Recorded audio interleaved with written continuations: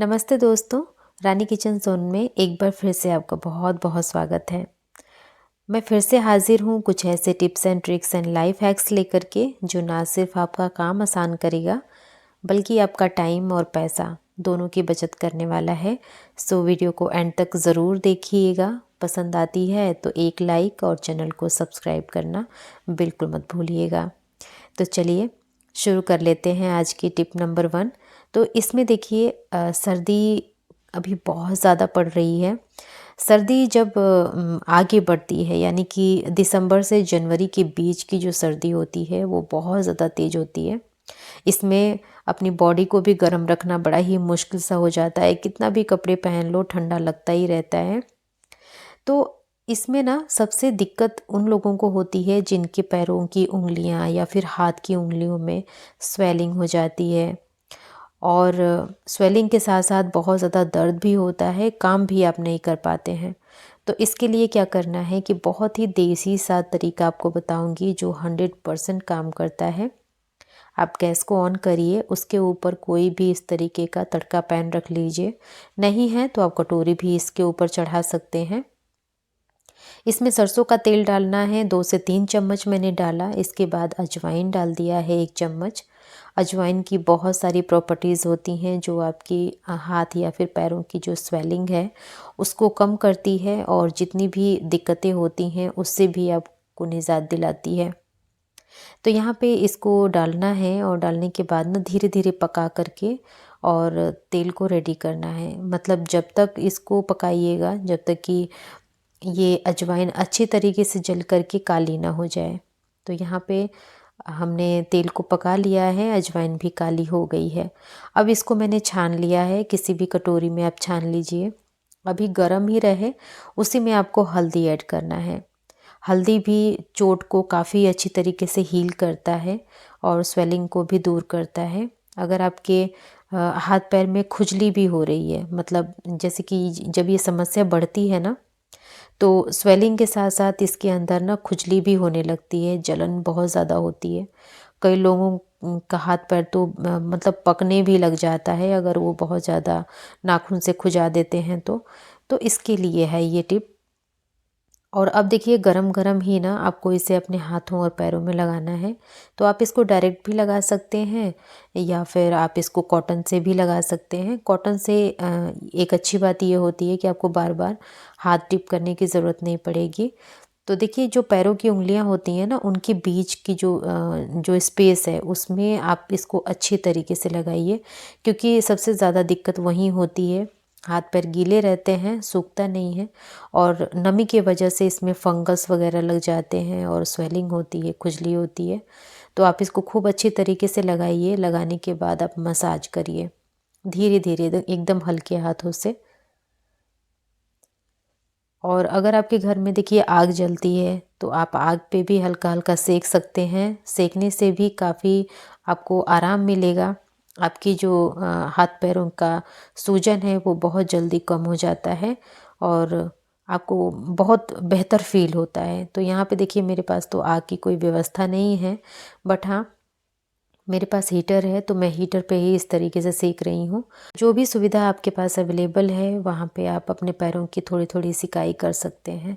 अगर ये दोनों चीज़ें अवेलेबल नहीं हैं तो आप सॉक्स पहन लीजिए ओवरनाइट, मतलब पूरी रात आप सॉक्स पहन करके रहिए। इससे भी आपके हाथ पैर गर्म रहेंगे और आपको इस प्रॉब्लम से निजात मिल जाएगा।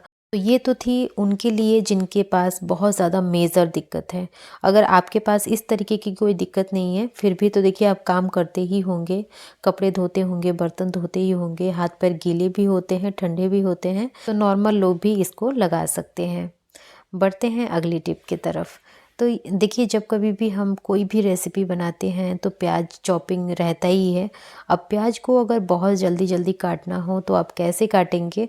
देखिए प्याज बहुत ज़्यादा स्लिपरी होता है तो बार बार स्लिप होता रहता है। तो आप क्या करिए कि जहाँ से रूट वाला पार्ट होता है ना वहाँ से आप थोड़ा सा ज़्यादा कट करके इस तरीके से आप जो आपका चॉपिंग बोर्ड है उसके ऊपर रखिए और रखने के बाद आप इसको कट करिए। आप देखेंगे कि बहुत आसानी से ये प्याज कट जाती है। वो इसलिए क्योंकि जो हम नीचे जड़ वाले पार्ट को कट किए हैं ना उसमें ग्रिप बनती है और अच्छी तरीके से ये चॉपिंग बोर्ड पे चिपका रहता है। जिससे प्याज को काटने में आसानी होती है और आपका काम जल्दी जल्दी भी होता है। बढ़ते हैं अगली टिप की तरफ। अगर आप खाने में रोज़ सेंधा नमक का इस्तेमाल करते हैं ना, तो इसके बहुत सारे बेनिफिट होते हैं। आपकी बॉडी हल्की रहती है, एक्टिव रहती है। सेंधा नमक से ना आपको ब्लोटिंग की भी प्रॉब्लम नहीं आती है और इसका जो वाटर रिटेंशन होता है वो भी कम होता है। इसलिए आपको एक बात का ज़रूर ध्यान देना पड़ेगा कि आप अगर आयोडीन की मात्रा नहीं लेते हैं अपने खाने में, तो आपको थायराइड जैसी प्रॉब्लम भी हो सकती है। तो आप इन दोनों नमक को एक साथ मिक्स कर लीजिए, बराबर बराबर मात्रा दोनों की ले करके और मिक्स करके फिर आप अपने मसालेदाने में इसको डाल करके रखिए। तो इससे आपकी देखिए फिटनेस भी बनी रहेगी और आपको आपके बॉडी में आयोडीन की मात्रा भी कम नहीं होगी। तो इस तरीके को अपनाइए और इससे आपको सेहत भी मिलेगी और संतुलन भी। तो ये टिप भी आपको ज़रूर पसंद आई होगी और आप ज़रूर इस टिप को फॉलो करिएगा। बढ़ते हैं नेक्स्ट टिप की तरफ। जब कभी भी आपको बर्तन धोना होता है ना, तो एक सबसे बड़ी प्रॉब्लम होती है कि अगर आप फुल स्लीव्स के स्वेटर पहने हैं या फिर टी शर्ट, तो पानी सीधा आपके स्लीव्स में चला जाता है। फिर आपको ठंडा लगता है, चिड़चिड़पन भी होता है कि अगली बार से मैं नहीं धोऊंगी बर्तन, मतलब ऐसा कि। तो चलिए, आज मैं आपको एक बहुत ही सुपर सिंपल सी ट्रिक बता रही हूँ, जिसको करने के लिए ना तो आपको किसी मेहनत की ज़रूरत है, ना ही किसी बड़े सामान की ज़रूरत है। बस आप अपने स्लीव्स के ऊपर ना 2 रबड़ बैंड लगा लीजिए दोनों आस्तीनों पे और जो आपकी कोहनी है वहाँ तक आप सरका करके इसको टाइट कर लीजिए। अब आप चाहे जितना मर्जी उतना बर्तन धोइए, बिल्कुल भी आपका स्लीव्स गीला नहीं होगा और आपको इससे ठंडा भी नहीं लगेगा, आपका काम भी नहीं रुकेगा। बढ़ते हैं अगली टिप की तरफ। देखिए, घर में ना जो पुरानी तौलिया होती है, जिसको हम लोग इस्तेमाल कर चुके होते हैं, लेकिन फिर भी इसको फेंकने का मन बिल्कुल भी नहीं करता, क्योंकि अभी भी ये बहुत ज़्यादा सॉफ्ट होती है और साफ़ सुथरी होती है। मतलब इससे आप बहुत सारे काम कर सकते हैं। तो चलिए, आज मैं बताऊंगी कि इसको आप काट करके किस तरीके से आप अपने किचन के लिए सबसे ज़रूरी कपड़ा बना सकती हैं, जो तेल, पानी, गंदगी सब कुछ बहुत अच्छी तरीके से सोख लेता है। और इसको अगर आप यूज़ करते हैं तो आपके पैसे भी बचेंगे और घर भी बहुत ही स्मार्टली मैनेज्ड रहेगा। तो इसके लिए क्या करना है कि आप टॉवल ले लीजिए। देखिए, ये जो टॉवल मेरे पास है, इसका जो किनारी है वो बिल्कुल झड़ चुकी है, फिर भी ये इतनी अच्छी है ना, बहुत अच्छी तरीके से पानी को एब्ज़ॉर्ब करती है। तो मैंने इसको पहले तो हाफ़ फ़ोल्ड किया, उसके बाद से फिर दोबारा मैंने इसको फ़ोल्ड किया। इसके बाद मैं इसकी कटिंग कर ली हूँ एक साइड से। फिर जब वो कटिंग हो गई तो जो भी रफ़ एजेस हैं, मतलब इस टॉवल के, वो भी मैं काट करके अलग कर लूँगी, ताकि ये देखने में अच्छी लगे। अब देखिए, ये जो साइड वाला पार्ट है ना, इसको भी मैं कट करके निकाल लूँगी, क्योंकि ये बहुत ही लंबा सा हो जा रहा है कपड़ा। तो इसको मैं कट कर रही हूँ और इस कटिंग को भी मैं फेंकूँगी नहीं, इसे भी मैं किस तरीके से इस्तेमाल करूँगी सब कुछ बताऊँगी। सो वीडियो को आप ज़रूर एंड तक देखिएगा। पसंद आ रही है तो लाइक करिएगा और चैनल को सब्सक्राइब भी।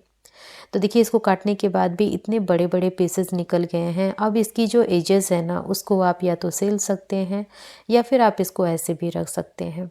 तो एक टॉवल में आप देख सकते हैं कि 4 तो बड़े टॉवल बन गए, जिसको आप अपने फेस टॉवल के रूप में भी इस्तेमाल कर सकते हैं, या फिर आप अपने किचन में, हमारे बहुत सारे कपड़े की ज़रूरत पड़ती है। बर्तन जो होता है उसको पोंछने के लिए अलग कपड़े रखते हैं, अपने स्टोव को साफ़ करने के लिए हम अलग कपड़े रखते हैं। तो इस तरीके से बहुत सारे कपड़े हो जाते हैं। सबसे बड़ी बात कि आप जब काम करते हैं तो आपके हाथ बार बार गीले होते हैं, जिनको पोंछने के लिए आपको इस तरीके के कपड़े की ज़रूरत पड़ती है। तो आप इसे भी बना सकते हैं। अब देखिए, यहाँ पे 4 कपड़े तो मेरे बड़े हो गए और 4 छोटे हो गए। तो जो छोटे वाले हैं उसको आप रख सकते हैं, ताकि जितने भी आपके ऑयली चीज़ें हैं, लाइक घी, तेल के जो डब्बे होते हैं, उसको भी आप इससे साफ़ करेंगे तो बहुत अच्छे तरीके से साफ़ हो जाएगा। फिर मर्ज़ी आपकी है कि आप इसको वॉश करके रख रहे हैं। अगर आप इसे नहीं रखना चाहते तो इस तरीके से वो आप इसको पोंछ करके फेंक भी सकते हैं। अब ये जो बड़ी टॉवल है ना, ये तो बहुत ही काम आएंगे आपके किचन में। आप इसको हैंग करने के लिए देखिए, बीच से मैंने फोल्ड किया, छोटा सा कट लगाया जिससे ये किसी भी हैंगर पे लग जाए। तो यहाँ पे एडिसिव हुक है, मैं उस पर लगा दे रही हूँ। अब आपके हाथ कितने भी गीले हों, आप यहाँ पे आपके लिए एक कपड़ा बन कर के रेडी है। आप गीले हाथ को पोंछते रहिए और काम करते रहिए। बढ़ते हैं नेक्स्ट टिप की तरफ। काले चने की बहुत सारी रेसिपीज़ बनाई जाती हैं और इसके लिए इसे भिगाना भी पड़ता है। तो जब कभी भी आप इसे भिगाएं तो इसमें थोड़ा सा नमक ज़रूर डालें। इससे क्या होता है कि ये बहुत जल्दी भीग जाता है और जो इसकी सॉफ्टनेस होती है वो एकदम बराबर होती है। पकने के बाद इसके अंदर बहुत ही अच्छा सा नमकीन सा स्वाद भी आता है और इसको खाने के बाद जो गैस होती है, भारीपन होता है पेट में, वो भी प्रॉब्लम काफ़ी हद तक दूर हो जाती है। तो ये छोटी सी ट्रिक है जो आप चना, दाल या फिर जो भी चीज़ें भिगा रहे हैं ना उसके अंदर ज़रूर यूज़ करिएगा। बढ़ते हैं नेक्स्ट टिप की तरफ। देखिए हमारे घर में जब नींबू आता है ना तो इसको फ्रेश रखने के लिए हम लोग इसे फ्रिज के अंदर रख देते हैं, लेकिन जब कभी भी इसका इस्तेमाल करना होता है बहुत प्रॉब्लम आती है। ये बहुत ज़्यादा हार्ड हो जाता है और इसके अंदर का जो जूस होता है ना वो भी कम निकलता है। तो जब कभी भी आपको नींबू का जूस निकालना हो ना तो आप इस तरीके से बाहर निकाल लीजिए आधे घंटे पहले। अगर आप नहीं निकाल पा रहे हैं तो इस तरीके से आप खूब अच्छे से इसको रगड़िए अपने काउंटर टॉप पे रख करके। इससे ये नींबू अच्छे से सॉफ्ट हो जाते हैं, जिससे जब आप इसका जूस निकालेंगे ना तो बहुत अच्छी मात्रा में निकलेगा। देखिए यहाँ पे जो नींबू आपने अभी देखा उसको मैंने काट लिया है और सिर्फ आधा नींबू का जो पार्ट है उसी से मैंने ये जूस निकाला है। कितनी अच्छी मात्रा में जूस निकला है। अब बढ़ते हैं अगली टिप की तरफ। देखिए हम अपने घर में ना इस तरीके के लोहे के जो सिलबट्टे होते हैं या फिर कुटनी होती है उसका इस्तेमाल करते हैं। अब इस्तेमाल के बाद हम इसे धोते भी हैं। धोने के बाद तुरंत आप इसको सुखा करके नहीं रखते तो इसके ऊपर जंग लग जाता है। तो आप क्या करिए कि जब कभी भी आप इसको वॉश करिए अच्छी तरीके से कपड़े से पोंछ करके और तुरंत इसके अंदर आप तेल लगा दीजिए। सरसों का तेल लगा करके खूब अच्छी तरीके से आप इसे रगड़िए। फिर हल्का सा किसी भी टिश्यू पेपर या फिर कपड़े से पोंछ करके इसको हमेशा कवर करके रखिए, जिससे आपका जो ये लोहे का सिलबट्टा या फिर कुटनी है उसके अंदर बिल्कुल भी जंग नहीं लगेगा और ये जल्दी ख़राब भी नहीं होगा। बढ़ते हैं अगली टिप की तरफ। देखिए चावल हो या फिर आटा, अगर आपने ज़्यादा स्टोर कर लिया तो उसके अंदर बहुत जल्दी कीड़े लग जाते हैं। तो इसके लिए एक बहुत ही अच्छा सा देसी सा तरीका बता रही हूँ, जिससे आपके जितने भी अनाज हैं वो बहुत ही अच्छे से सुरक्षित रहेंगे। बिल्कुल भी इसके अंदर कीड़े नहीं लगेंगे। तो इसके लिए क्या करना है कि आपको कॉटन या फिर मलमल का कपड़ा चाहिए। तो देखिए मेरे पास ये कॉटन का कपड़ा है। इसका एक छोटा सा पार्ट मैंने कट कर लिया है। कट करने के बाद ना इसके अंदर आपको रखना है फिटकरी। फिटकरी भी एक तरीके का नमक ही होता है जो कि आपके आटे, चावल या फिर जो भी आपका अनाज है ना उसको प्रोटेक्शन देता है, कीड़े मकोड़ों से दूर रखता है। तो यहाँ पे मैंने इस फिटकरी को इस कपड़े के अंदर डाल दिया है और फिर ऊपर से मैं एक रबर बैंड से इसको सिक्योर कर दूँगी।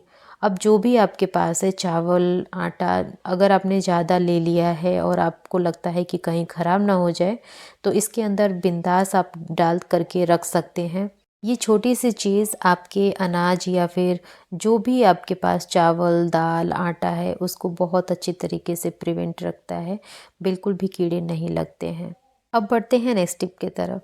सर्दियां हैं और सर्दियों में बहुत सारे फ्रूट्स आते हैं, जिसमें से एक अमरूद भी है जो कि बहुत ही ज़्यादा फ़ायदेमंद भी होता है और बहुत ही ज़्यादा स्वादिष्ट भी होता है। इसके अंदर विटामिन सी होता है जो आपकी इम्यूनिटी को बूस्ट करता है। अगर आपके पेट में थोड़ी बहुत कब्ज रहती है ना तो उससे भी ये काफ़ी हद तक राहत दिलाता है। आपको आपका वेट बहुत ज़्यादा बढ़ा हुआ है तो उसमें भी ये कंट्रोल करता है। इसके साथ ही आपका जो स्किन है वो भी काफ़ी हेल्दी रहती है। तो चलिए मैं बताती हूँ कि इसको आप किस तरीके से बहुत ज़्यादा टेस्टी बना सकते हैं।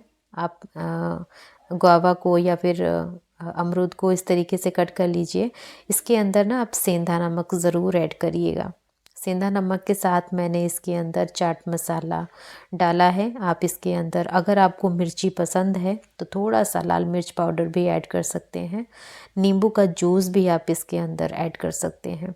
तो जो भी आपको अच्छा लगे, जिस तरीके से आप खाते होंगे वैसे आप इसको बना करके इन सर्दी के दिनों में ज़रूर खाइए, क्योंकि ये खाना बहुत ज़रूरी है। तो आपकी मर्ज़ी है, आप इसके अंदर जो भी आपको मसाले वगैरह ऐड करना है आप ऐड कर लीजिए।